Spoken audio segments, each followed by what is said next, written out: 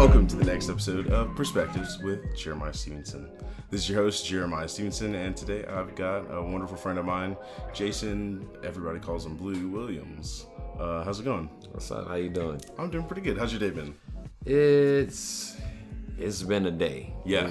It's been productive, but it was more than what I thought. Okay. Yeah. Yeah. So, who are you? who am I? That's a pretty ambiguous question, and I have to think about it. But if I'm giving you a quick answer, I'm basically a guy I'm an actor, I'm an entertainer, I'm a performer. I had to come to terms with that maybe a few years back. Like, I've always been interested, anything that interests me, it was always something with music. It was always something with like comic books or artwork or just entertainment, just what was coming on TV, even books at the time, even though I don't read like I should anymore. But yeah, so, and like I was always interested in dancing and all that kind of stuff. Like I tell people that my first love has actually always been music. I used to watch Charlie Brown, and there's a character on there named Schroeder. He played the piano, and I saw that, and I instantly wanted to play piano. My parents got me a little keyboard, but I wasn't able to teach myself. They didn't get me a tutor or anything like And that. YouTube wasn't around at the time. YouTube wasn't around, and I was a kid. I didn't know. I was just banging away at it.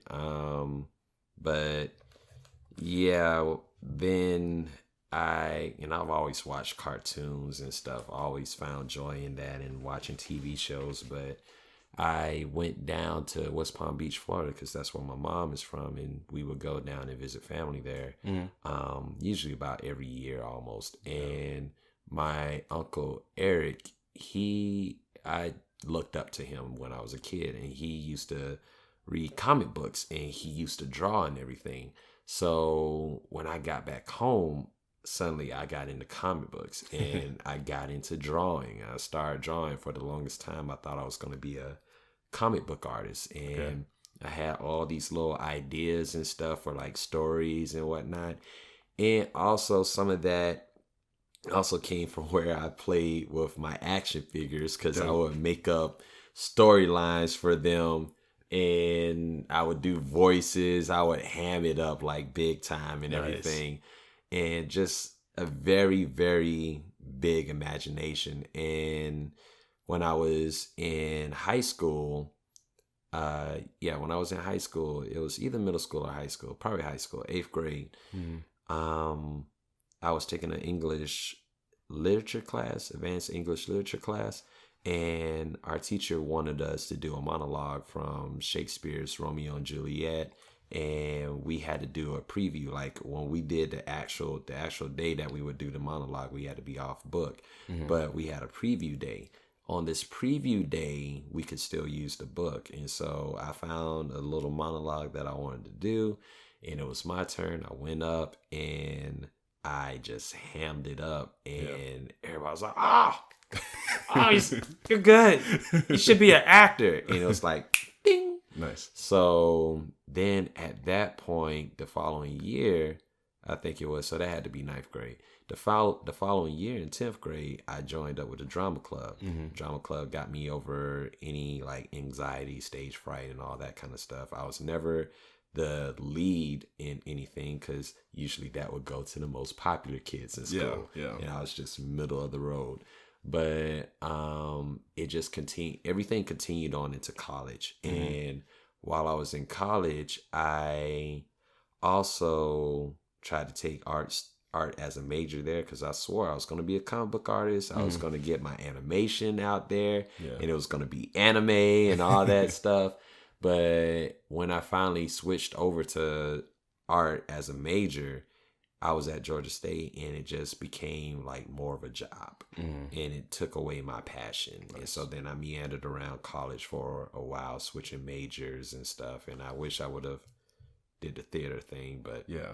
So before we continue on, because I think that's a good place to stop, okay, and then go back to childhood, and you started touching on it in a really cool way. But what is your story on top of who are you? But like, what was your story as a child growing up? And then I think that'd be a great place to lead up to leaving college, and then we'll connect back there. As a child growing up, I was the only child, no siblings. I always wish I had like a brother or sister or something like that, especially like an older brother or sister. So there was times where I felt lonely and stuff. My parents, they loved me very much. You know, I had both of my parents, but they would have their arguments and everything. Growing up in a household, my mom was always my rock, in the sense like she was always the person of reason, the person I could come to. She was just like the calm. Like I could always trust her. Didn't have to worry about her manipulating or anything like that. When it came to my dad was the chaos part, because he was a substance abuser. He mainly would drink, and he was an alcoholic. And at one point in time, things got so heated between my parents that they broke up when I was a kid, maybe when I was around about 6, 7 or something like that. I don't know. But they were separated, and they weren't married. So they had broken up. And I remember, like, my dad told me that at one point I had a godmother, where I would go over to her house and everything. And he came over to see me one time, and I would not move out the driveway to see him, because my mom said, if your dad comes, don't leave out into the driveway. Don't go with him anywhere. Don't, whatever. Yeah. And he said that broke his heart. Damn.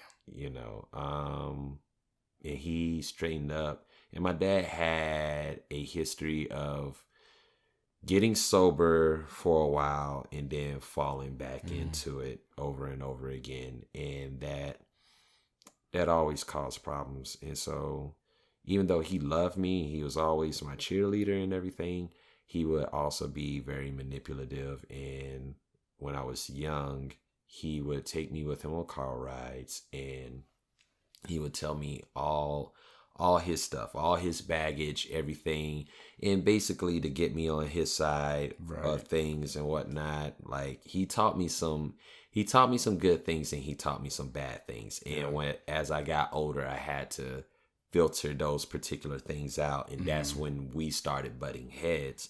Because as I got older and developed a mind of my own, and I saw some of the things that he was doing that was wrong, that's when things, you know, me and him would start getting into arguments and stuff at times. But what was middle school into high school? What was that kind of time period like for you? I mean, that was still light. I didn't, even though my dad had his drinking issues and stuff, it didn't really bother me that much, you know, when my parents were fighting and all that kind of stuff.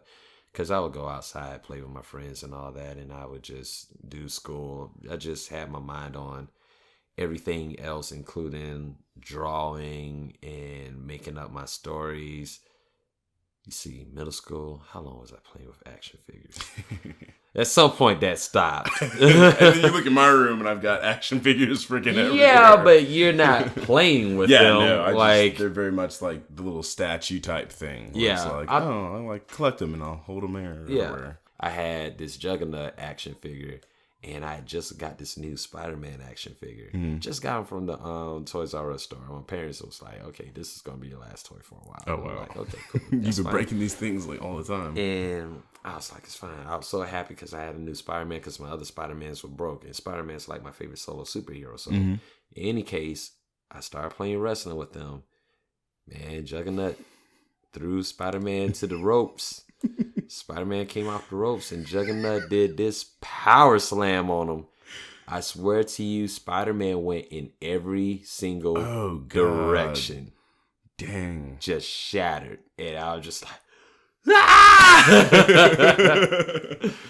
I was like, oh, shit. So Nice. So high school. What was high school like as like coming into your own as a person? What was that like? high school still wasn't very different from middle school. When I was in school, I was very middle of the road. Like a lot of people would say that I'm very popular now, and it's because I've been in Atlanta for a very long time. Mm-hmm. But when I was in middle school and high school, I was not the popular kid.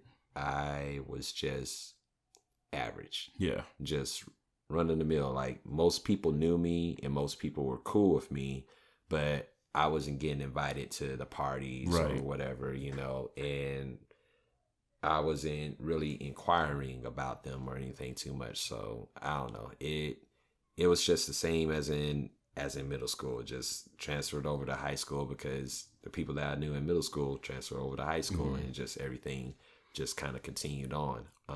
Personal development wise, like, did you feel like you learned anything about yourself coming into your own? Did that happen more for you? That happened more in college. College, yeah. Okay. College was where things kind of changed around. I will also say that I was very shy. I was very shy with girls. That was God, that's weird to think about. Because I know you now. Yeah. So like that's weird. Oh, I was terrible with women in high school and everything, and in college as well. But when I was in college, college is a chance for you to Reinvent yourself. Become your own person, yeah. Yeah, and so that's kind of what started happening. But I also got sucked into this black hole in college. So I started making friends, and there's this lounge at Georgia State University that a lot of the students will come to kind of relax or do their work or whatever have you, come joke, play card games or whatever. And so the more friends that I started making, there was like these different little groups, and these groups started kind of coming together. And there's this one group that was playing spades that became like an epidemic, because these folks would come in there to play spades all the time. It was folks that didn't go to the school. Oh wow. That would come because their friend that was in school was hanging there, out hanging out there playing spades. And we had fun with it. I never became like a great spades player or anything like that, but sometimes it was just fun watching. But I was so unfocused in college, especially when I realized that art was not going to be, the comic book thing wasn't going to be my thing. And I was really kind of meandering around. And it was just, I became a professional student. What did you graduate with? I graduated with a speech. I graduated with a speech major in political and public speaking and a minor in theater. Nice. Okay. Yeah. Cool. So there was a point in time that theater was a major, like you could get a bachelor's degree from it. But when I was meandering around, I was too afraid to take that route because, you hear about actors being starving artists and all that kind of stuff. So that was one of the first times that I ran from what it is that I feel is my calling to do. Right. Absolutely. So, so I ran from it and was just looking for all these other different outlets that just wasn't going to be something that I was going to do, and wasn't ever something that I was really serious about. And it came to the point where it's just like, you need to graduate. Yeah. And so I talked to my advisor at one point, and this is really shortening this whole story up. Talked to my advisor at one point, and I forgot if it was a man or a woman, but they told me that you could either, considering what you want to do, since you want to act, either an English major or speech would be kind of closest to your thing. Right. And I was like, which one would get me out sooner? He said speech. And I was like, all right, we're doing that. Nice. Yeah. So what did after college look like? You graduated with your speech degree.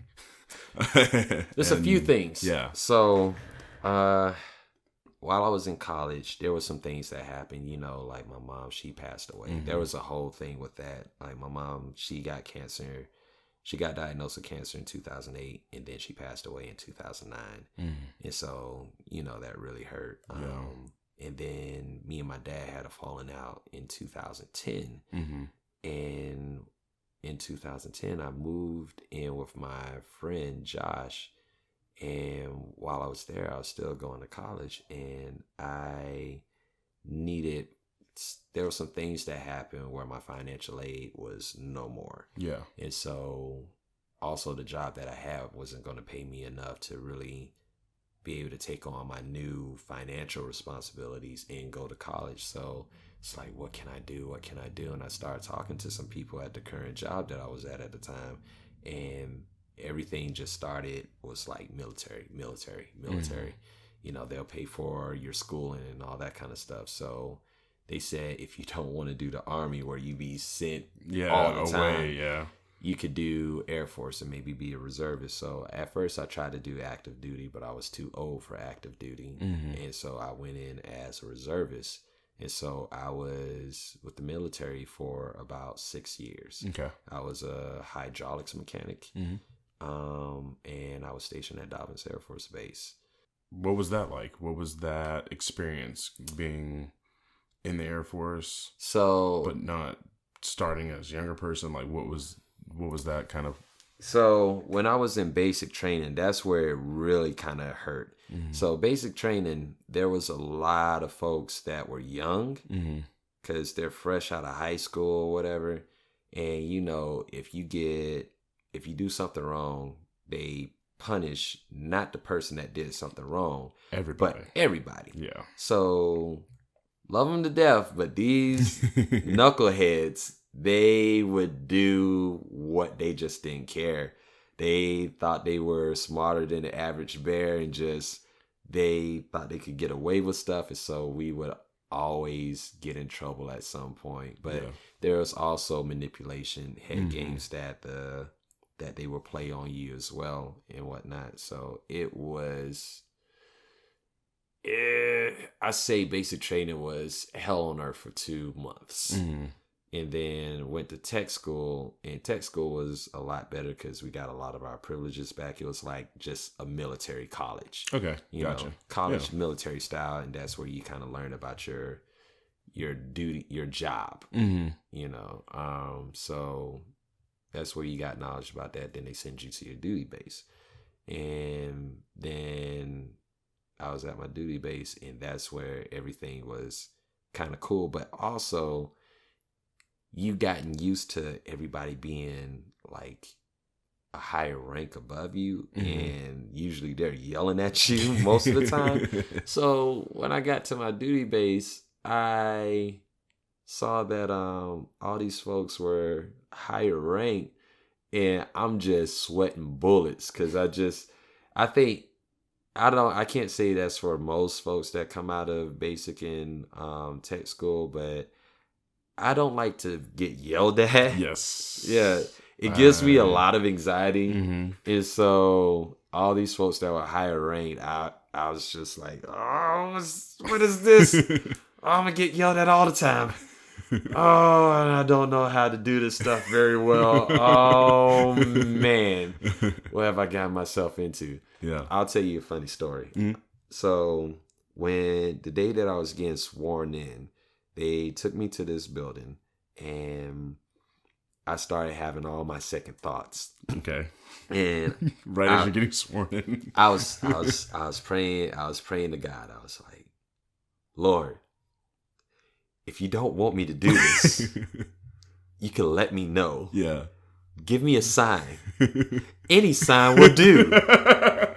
You can have the lights blink. You can have a gust of wind just brush up against me. It doesn't matter. Just anything will do. He could trip up right now. Just give me a sign.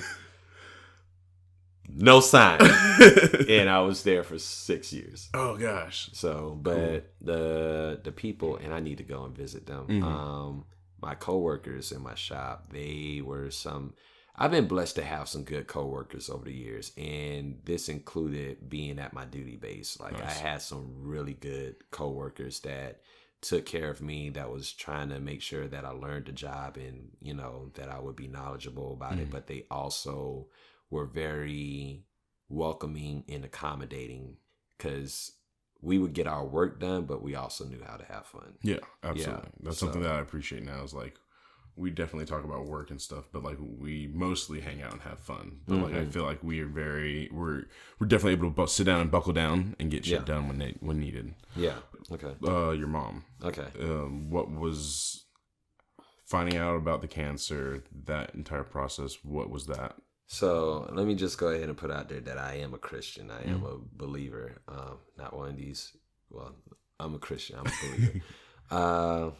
So when it's a lot of stuff with that. When my mom got diagnosed with cancer, I remember she came home that day because she had been worried about it. She had been worried about it in 2007 because she felt like indentation on her arm, and then she felt like indentation in her bone on her head. And she would bring this to me and my dad, and my dad I didn't think nothing of it. And my dad said, there was nothing wrong or whatever. And, doctors cost money and all that kind of stuff. Right. And my cousin was staying with us at the time. My cousin is older. He's in his 40s at the time that he was staying with us. And he had fell on hard times. So he was, and he had cancer at one point, and he recovered. His went into, I think it's omission or whatever. Remission. Thank you. And so he said that he had some talks with my mom and was telling her to go get it checked out, but that my dad was the other force that was saying, it's quite possible that had my dad not stood in her way, maybe it's possible that the doctors could have helped her out a lot more and caught it a lot sooner. But so she knew there was something wrong in 2007, and so she started going to the doctor, and it took a while for everything to get underway, and she finally got her, I don't know if it was a CAT scan or MRI scan, but when she finally got that done, and it was in March 2008, she came home and said that she had cancer, and me and my mom, we just both started crying in each other's arms at the door. Yeah. So that was really heavy. And then, like I said, I was still in college at the time, and I didn't know what to do or how to feel. I was just kind of like a ball of confusion.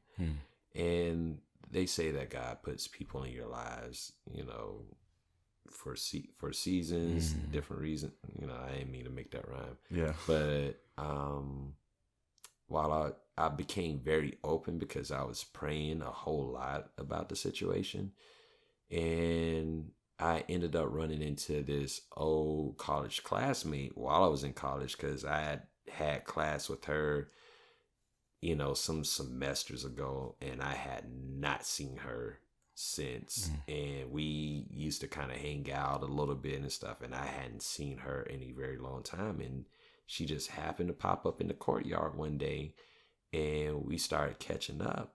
And she asked me, how were things? And people asked that question, and I immediately let them know what was going on. And so she had went through the same thing with her dad, I think, and said she had already been where I was going. Yeah. And so she gave me her advice, and her advice was just basically keep going to school because that's what your mom would want you to do. She doesn't want you to stop, pursuing your dreams and pursuing your goals. Help out when you can, but also don't let this whole situation drown you. Yeah. It was very good advice, and it kind of set the tone for me for the rest of the time that I have with my mom. And I did not see her again. Really? Wow. That's crazy. Yeah. What? That's wild. And so and so it was a difficult time for me. dealing with all that, and then dealing with my dad's addictions at that time too, because his addictions became heavier, and he was another struggle, which that shouldn't have been. If your person has some kind of sickness or disease, whatever it might be, you want to make them feel as comfortable as possible, right. As minimal stress as possible. My dad wasn't doing that, and he was drinking a lot more, and then on top of that, he was trying to take care of her, like being my uncle used to call it grandstanding. So he would try to, do all these things and be like, look what I'm doing for your mom and all this kind of stuff. And the thing that irked me about it was the fact that my dad hadn't treated my mom as well as she should have been treated before all that. And it was kind of like, oh, now I have the possibility of losing my partner. Now I want to be all lovey-dovey. You're trying to be the best that you can be now that you know things are not in the best place. Yeah. After finding out about kind of your dad filibustering your mom, did that create more resentment within that relationship with him? For me? Yes. Yeah, it did. It did, and we blew up at each other a number of times. There was that was one of the first times that he tried to kick me out the house. I think because what happened? I don't know if it was because my friends had asked me if I wanted to go with them to Miami, and I said that I would, or it might have been something where he wanted me to help out, and it was like, nah, I need to do such and such thing. Whatever it was, we blew up at each other. We had this big argument, and my mom, in her sickened state, had to stop us from arguing with each other. Yeah. And I felt really bad about that, But yeah, it caused me to be resentful because of the fact that it's like we're supposed to be taking care of her. But she's here sickly taking care of us. Well, it's that. And then also it's like I understand that you're hurting and everything, but you're not helping the situation because we're having to take care of you because you're putting yourself in a situation where you can get hurt. Because like he was drinking a whole lot. He would drive shuttle buses for hotels or whatever. Oh, wow. And so he was drinking, and then he was taking these painkillers on top of it. And these painkillers, like, they would put him to sleep. And so he'll be up in the middle of the night. Like, he probably has to get up at like 4 or 5 o'clock to go and drive this shuttle. But he's up at like 2 o'clock, meandering around the house and like falling asleep everywhere. Like doing dishes, just running water. Oh, wow. For like 20 minutes, just standing over the sink, like passing out. Jeez. So it was stuff like that, because it's like, now we got to worry about you driving out here and putting yourself and other people in danger and stuff. And also just his addiction. When he drinks, he becomes a different person. I remember my aunt and my uncle on his side, they had came down because it was family members that wanted to come out and help. And my dad, just being the way that he is, has a way of rubbing people the wrong way and pushing them back, pushing them away. But my aunt and uncle on his side came down. So his sister and his brother-in-law, they came and stayed with us. And I remember one day they were telling me all the stuff. I would get a report from them and from my cousin about all the crappy things that my dad was doing. Yeah. And they were like, you got to stop this. You got to say something to him. We got to have an intervention. I'm like, we don't want to do that. Yeah. That's not going to go the way you think. It's like, no, you got to do something, because, at least if you try, we'll go in there with you. If you try, you could say that you've done everything that you could do. And I just finally, I told him what was going to happen. I was like, if we go in there and we say all this stuff to him, he's going to be like, why are you trying to turn my son against me? Yeah. And then if I say something, he's going to be like, why are you trying to turn me against my sister, my family? And eventually he's going to shut down and he's going to go off and just do whatever he wants to do. And sure enough, we went in there and had this intervention, and everything I said came to light because I know my dad. Yeah, absolutely. You know, he did all those things Dad just said, and we had a whole scene out in our front yard where we're trying to take the keys from him because he had been drinking and he wanted to go and drive off because he's mad now because we're calling him out on his BS. Yeah. After all of that, and after your mother passing, was there a time that any kind of restoration between your relationship with your father kind of took place? It was on and off moments, but never a full recovery. Yeah. There was one, because after everything had happened, he was still saucy about it. And when things don't go my dad's way, if you're not with his program, he gets vindictive and he tries to say something to hurt you. He wants you to hurt now. And so he knew how to press my buttons, and I had to put up boundaries. Yeah. So when I moved out, that was a boundary. You know. Did that affect your ability to grieve for your mother, your relationship with your dad, and the toxicity of it? It didn't affect my ability to grieve for my mother. I grieved for my mother. But with my dad, like in 2012, he said that he needed a beneficiary to sign for. He said he had to get some stuff in order.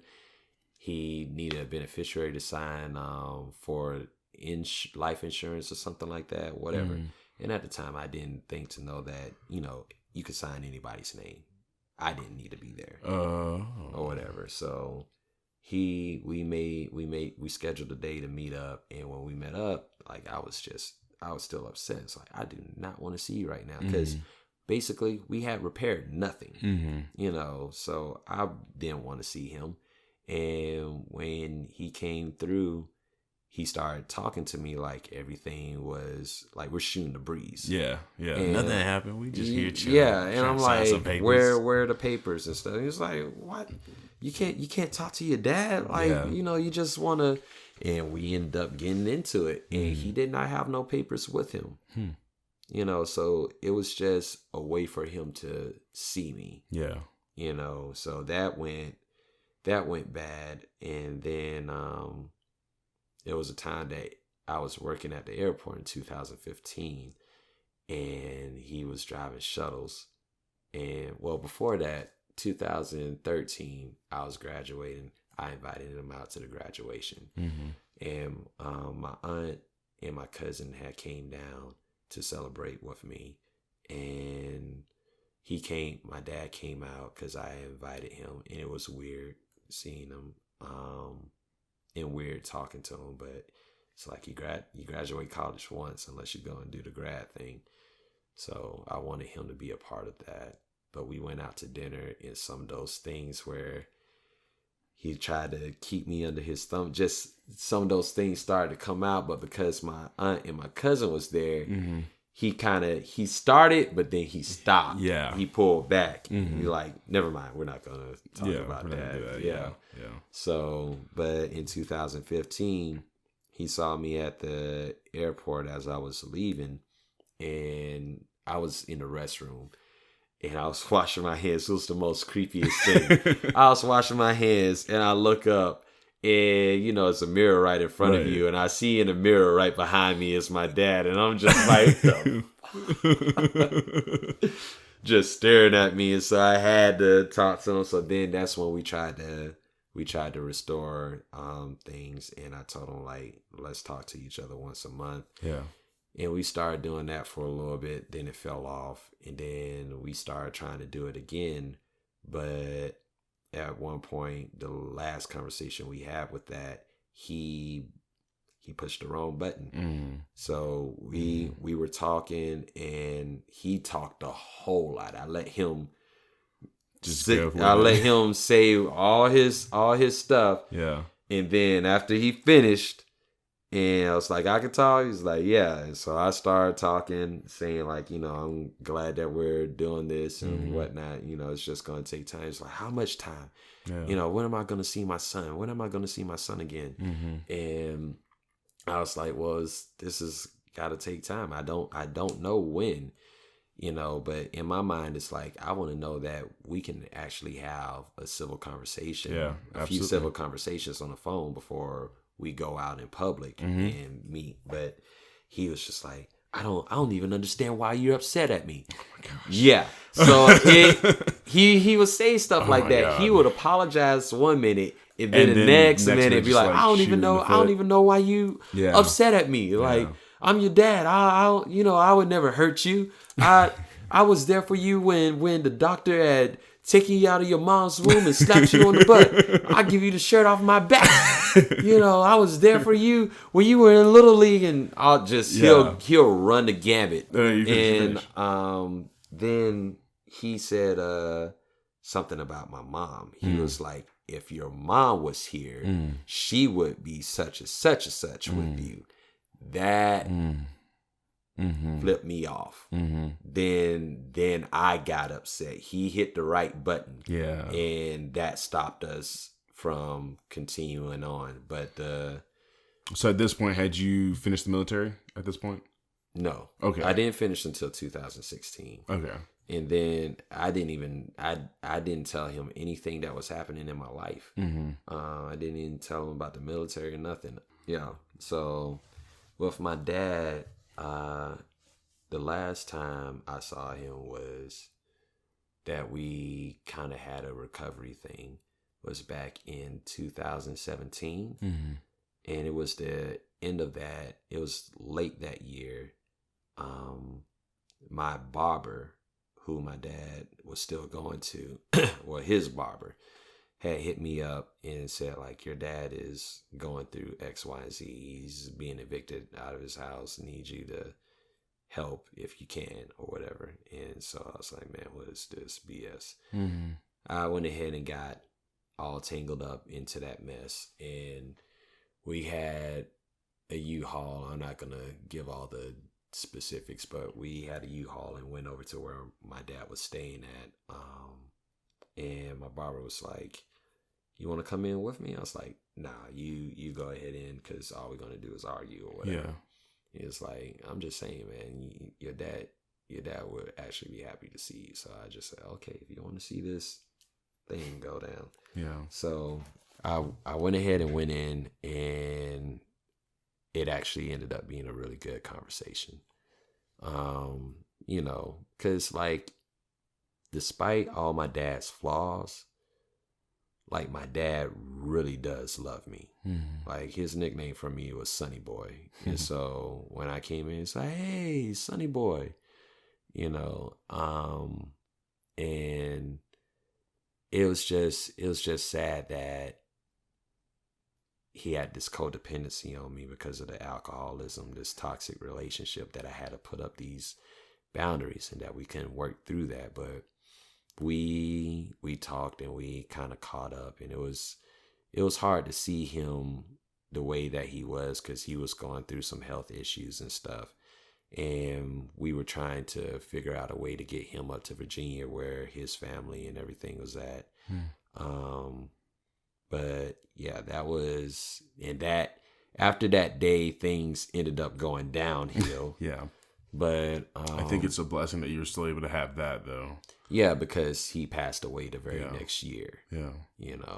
And so, but was there any regret on your end, or any kind of things that you felt like you should have done that you kind of felt or you kind of fought within yourself? Yeah, there's some things. Like, he had called me sometime last year, early last year, maybe around about March or something like that, because he passed away in May 7th. And it went straight to voicemail because I wasn't dealing with it at that particular point, and I was driving. And I was like, I'll call him back, but I wasn't sure if he was at the same phone number, and I failed to realize that my uncle had texted me his number that he was using or whatever, and so I never hit him back, so I regretted that because it was like I was planning on hitting him back, and I never did. And then there's still some things that I have to work through because part of it is forgiving him. Yeah, that was actually going to be my next question. Yeah, it's completely forgiving him, and just even in my remembrance of him, because a lot of times when I talk about him, I do talk about the bad things and not enough of the good that he did do. He did do. And that was actually my next question. What were some of the good things that you do get to hold on to and cherish about my dad? Even though those conversations that we would have in the car would be, either bad or good, that was a way that we spent a lot of time together. Like my dad spent a lot of time with me. He was always willing to give me advice, whether it was right or wrong. Yeah, but some of my, man, this is on the spot. It's kind of like I got to think of it. But some of my favorite memories is just, those good times that I would have with him and my mom. And it could be any particular thing. Like I remember one time they both joked about, we were at dinner. Remember, I'm the only child. We were at dinner and they started talking about how I used to act up when I was a kid and how we went to this S&S cafeteria and I was acting up real bad, and said my dad took me outside, and when he brought me back in, I wasn't acting bad anymore. And so basically he had given me a whooping, and they're laughing at the table about it. And I'm like, hold up, like this ain't cool. I don't remember this whooping at all. I remember the whoopings y'all gave me, and this one just escapes my mind. Either that or the times that I would sit in his den with him and watch some TV show, movies. Like we love watching Married with Children together. What is it? Sometimes we'll watch The Simpsons. We watch Seinfeld. Oh, really? I remember I started getting into Seinfeld. We both got into Seinfeld around the same time, and we didn't know it. And then it kind of like, it came together. When it was like, you watch Seinfeld? Like, yeah, I watch Seinfeld. And then we started watching, we all started watching Seinfeld, and the Kramer was so crazy and all that stuff. Like, loved it. And then my dad was always corny with his jokes. Really? Yeah, they were so bad. Was he a dad? Let me see if I can squeeze this in. So I remember I asked my dad about the birds and the bees. Okay. We're driving in the car. This is about to get X-rated. I was gonna tell you. I meant to tell you earlier. You can literally say whatever you want. Yeah, we were riding in the car. And so my dad, like my uncle, I told you, he said that my dad grandstands. Yeah. My dad has this machismo about him, even though he's actually really sensitive, but he tries to put out all this. Say that word again, machismo? Yeah. I've never heard that word. Really? You never What's heard the that definition of it? It's not really just like he tries to act like this, macho bravado? Man. Yeah, bravado. Gotcha. Okay. Yeah. All this stuff. But what is the word again? Because I want to add this to my vocabulary. No, we'll worry about that later. Anyways, so we're driving in the car. I asked him about the birds and the bees, and he was like, "Oh, I never told you. Okay, let me. I ain't like all those other TV dads that you see. They be all meandering around the subject and shit. No, I'm gonna give it to you for real. So when you with the girl, you might be kissing on her. You might be." And she's loving it. She's like, and I'm like, whoa. And he's like, yeah. And then you take your fingers And you go downstairs and you start feeling around down there. And then she's like, and I'm like, Dad, whoa, with the sounds and everything. And he's like, no, son, I gotta give it to you for real, cause that's what's gonna happen. You know, I ain't like all these other dads that you be seeing out there. And so you start. She's like, you're like, and then you start looking down there, like, and I'm like, oh, come on, man. Like it was so bad. And then he tells me all these old like phrases and stuff. Yeah. Like he's like, if you ain't got a woman or whatever, you know, you just jack off or whatever. You know, you use your we used to call them 5 sisters. Oh It's my like, God. What? It's like, yeah, I take my 5 sisters with me everywhere. I was like, what? Oh my God. It's terrible. You know, all these sayings. There was this one time for my 16th or 18th, it's probably my 18th birthday, that he got me a stripper. Oh God. What? He got me a stripper because his friend owned like this stripper bar as well as this computer store. Wait, that is two totally different things. Oh, In any God. case, so my dad and his friends took me over to his friend's house and they brought the stripper over. So they're like, yeah, Jason, it's your birthday, it's your 18th. You know, so this stripper, she's dancing on me. Like I'm sitting on the couch and she's grinding on me. She's grinding my dick into gristle. So, cause I had never had a lap dance before, and it was like, fuck, this feels good. I guess I'm doing this right, whatever. And cause I'm a very late bloomer, but in any case, yeah, so my dad's friends are around, and that's not helping, you know, my friend downstairs at all. I got you. Because you're like, oh snap. Because they're What's like, up? yeah, you know, like touching me on my shoulder and stuff. Like, yeah, Jason, it's your There's birthday. literally only one person that should be touching me right now. Yeah, It's exactly. not you. Exactly. And then at one point, one of the guys started trying to hit on her. As like, she's giving you a lap dance? Yeah, like she's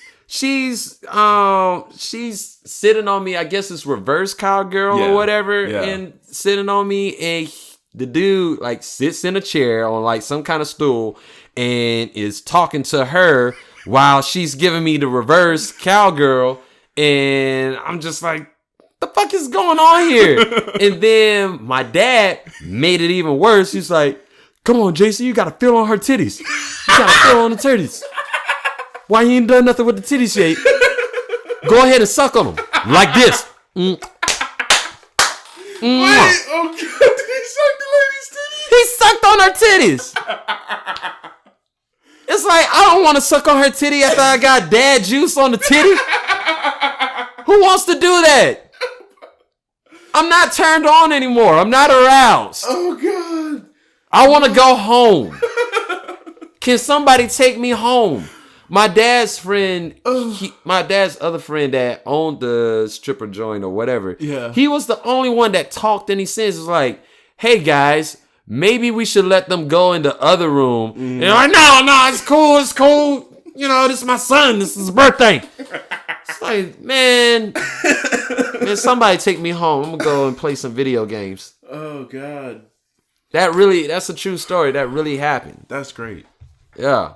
I mean, like, but hindsight being 2020, yeah, that's a great story. You know, like my dad loved me. He just my dad always wanted to see me succeed in whatever it was, whether it was dating, whether it was the pursuit of my career, just whatever it was. Yeah. Like he really loves me to death. Yeah. You know. Absolutely. So that's a real thing. Nice. You had mentioned earlier you were like acting, like that's my calling. When did you really fundamentally realize that was your calling? I always known it, and I forgot to mention that, even though I know he's under scrutiny right now, Michael Jackson had always been a big influence. In first grade, they showed us his movie Moonwalker. Mm-hmm. That's where I became a Michael Jackson fan for real. It's pretty dope. Always wanted to dance like him, and I was not I used to imitate him all the time, watching music videos and stuff. And then eventually I grew out of it for a bit. But I never was a great dancer or anything while I was in middle school, high school, whatever. But in college, it was some folks that I became friends with there that could pop and lock and everything. And it was this one dude named Brian. I was asking him if he can show me some stuff, and he was like, all right. And he gave me this VHS tape. First of all, he said, watch Michael Jackson. Yeah. See how he's on rhythm and he's on beat with everything. Mimic his moves because he's very like fluid and everything. And gave me a VHS tape of his performance at the 1990 or 91 American Music Awards. So I took all that, and then him and some other folks showed me some stuff and showed me how to wave and watching different videos, and so that got me up with that. But yeah, so 2014, because I've always known it, and it's been a weird journey getting to these places. But 2014, and it probably was before that, but 2014 definitely, because that was my unproductive year. And I said to myself, like, this is what you want to do. There's nothing else that you want to do more. You're not interested in the military. You're not interested with being a cop or a psychologist, or, well, psychologist is kind of interesting. But you're not interested in being some kind of firefighter or social worker or doctor or, any businessman or any of these other particular things. The thing that you want to do is creative. You want to act. You want to write stuff. You want to do music. This is it. That's what it is for you. That's what you're created to do. You have more joy when you're out there on stage, because I used to be with the sketch comedy group Postmodern Collapse, and they came from Relapse Theater. And whenever I would perform, whether it was with them or even some of the little things that I did at Georgia State, or even when I would go out to a club and dance, and especially when I do my Michael Jackson impersonation or whatever, and the crowd, loves it, they love what I'm doing, it always kind of solidifies and lets me know, like, this is what brings you joy, and it's bringing other people joy to see you do something that you're good at and that you're passionate about. Like, this is your calling. So you need to pursue that. So what did those steps look like into fully becoming an actor? What did that look like to you? Just for an actor, it looked like what everybody else's looked like, getting headshots and trying to build a resume and taking some more classes and getting an agent. That's just what it looked like. Cool. So, but there was other things too. Like I told you, I used to want to do piano. Yeah. Like I said, music has always been my first love. And I'm not a singer like that. And I used to think that you could not be taught to sing. I thought it was just a natural ability. Either you have it or you don't. And so my music progression had completely halted. And while I was in college, I would take these little classes as electives and stuff. It's like, group voice. I'll go and take that and learn a little something, but I ended up taking a guitar method and theory class with this guy named John Hurston, Hurton, something like that. Okay. Very good guitar player. And that started me on the path of learning guitar. Yeah. And I ended up finding out there was a music shop down the street from me that I started going to, and I learned some basics there and learned chords. And then, like, I've always had just a good ear for music. And usually you have to learn, music theory and everything. But I would try to play other people's songs, look up chords, and I would do that and, get my dexterity up and whatnot. Yeah. And try to learn the scale, but I'll always be like, man, I want to write a song. Let me try something. And it will always go to that. And I kept trying. And it was just like somewhere between here and there, things started making sense. Things started to take shape. And so I was learning theory while I was going along with, trying to learn how to actually do it. Write music. Okay. And so now I can play. I can't play lead or anything like that because I still haven't learned my scales. Yeah. But I can play chords on a guitar and ukulele and transfer that to piano and play a few chords on there. And I've learned how to write. I can compose a song. Nice. And then the lyrics thing came and I struggle with that. Now I can actually write lyrics to a song. It's still a struggle. But if you watch Blue's Instagram, he'll make up songs. He'll redo different songs. But like, it's pretty cool. It's really entertaining. It's really cool. Yeah. It's really cool. So to see to hear that and to see where you are now with it, like, that's a testament. I feel like that's something to definitely be proud of. That's what I'm trying to say. And so it feels like there has always been that God has brought me to this particular point, and it's like, you could not have told me that I would learn how to play guitar, be able to carry a tune. My mom used to tease me all the time because my mom used to actually be able to sing. She was naturally gifted and stuff, but she couldn't teach. She didn't know how to teach me. I remember I was singing in the shower one day, and I got out the shower, and she was like, "Jason, don't you know any other notes?" And I was like, "I was singing other notes, Mom." But yeah, it's been a journey. And so to me, it's like God didn't bring me here just for me to drop off. Yeah. Absolutely. So it's like I got to keep going. And even if it takes a really long time, because I am older and everything, I just got to keep chipping away at it until it happens. And a lot of that is built on me too, and how I manage my time and productivity. Yeah. Well, I think it also goes to show, like, that's your story. Like, your story is different than anybody else's. Right. And one of the reasons why I do the podcast is to make sure that people can hear other people's stories. Yeah. Because someone may be in a similar situation. Yeah. So this is like an encouragement to continue living your story. But I think that's wonderful that you see that and you realize that, and to encourage you to continue doing what you feel, the things that God's placing you and pushing you to do in these different areas, because even though you feel like you may be behind, that may be because at that point you weren't ready to be able to do those things or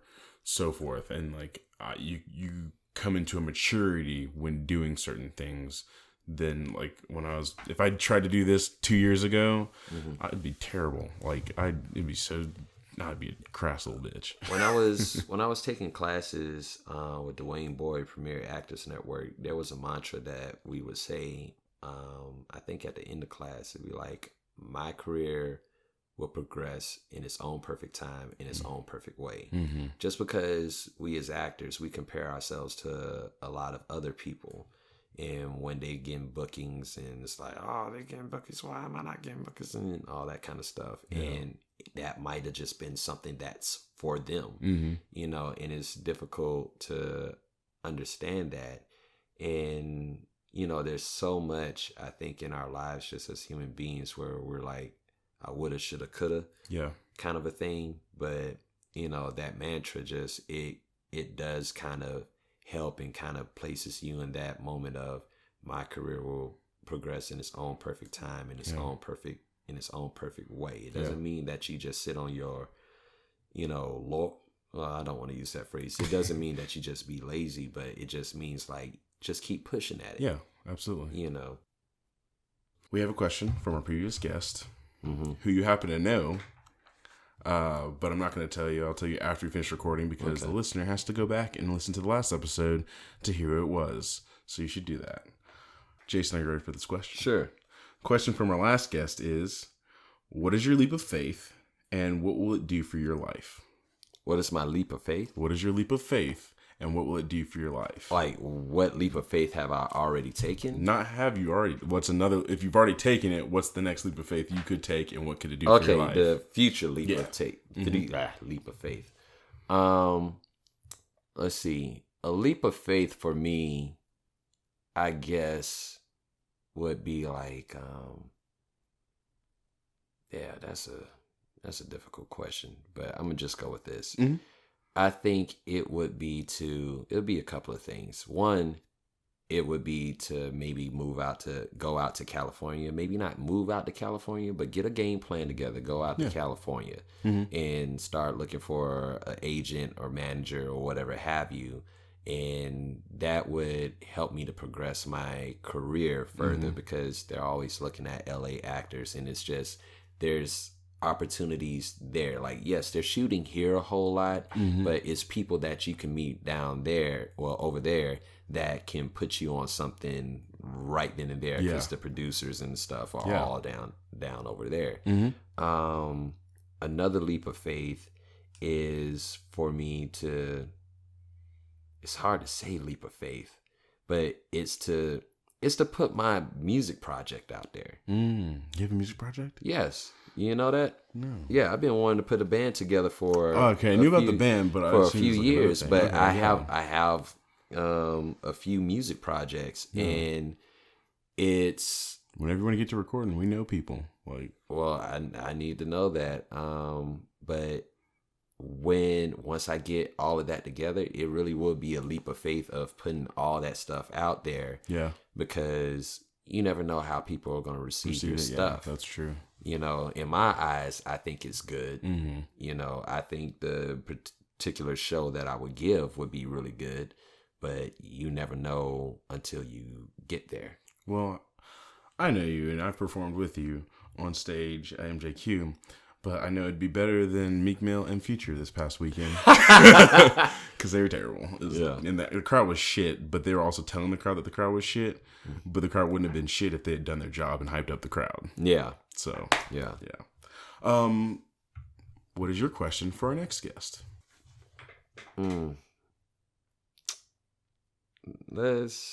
is your most embarrassing moment? Okay.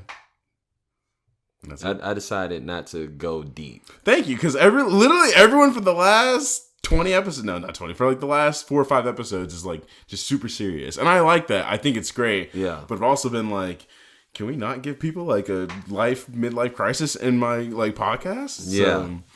No, that's great. You can find me, Jeremiah, on Instagram at Parkour Geek, ParkourG33K. You can also find me on Facebook at Jeremiah Stephenson, but I'm not going to add you because I don't fucking know you. You can find me on YouTube at A Token's Take, ATOKEN''S space TAKE. I'm actually releasing stuff beginning of October. So like October 1st, I'll have some more videos out. I'm doing Shower Thoughts, episode 4. I might shoot episode 5 this week and get that stuff rolling again. Jason? All right. You can find me on the Instagram at Blue Has No Clues. I'll spell that out for you. BLUEHASNOCLUES. You can check out my ukulele videos that I post from time to time, and you know, hopefully you enjoy them. Also, I will be performing at Oakhurst Porch Fest. That's happening in October, I believe, and I'll be performing with some friends of mine. We're gonna be the 80s babies, and we're doing like this Jimmy Fallon classroom style performance.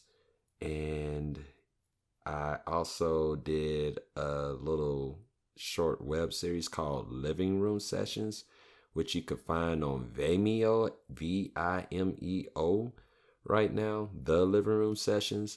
But still waiting on my friend to edit 3 episodes, and at some point we'll release them on YouTube and everything, and just be on the lookout for it when we actually finally release it. And I think that's about it for me. Oh, awesome.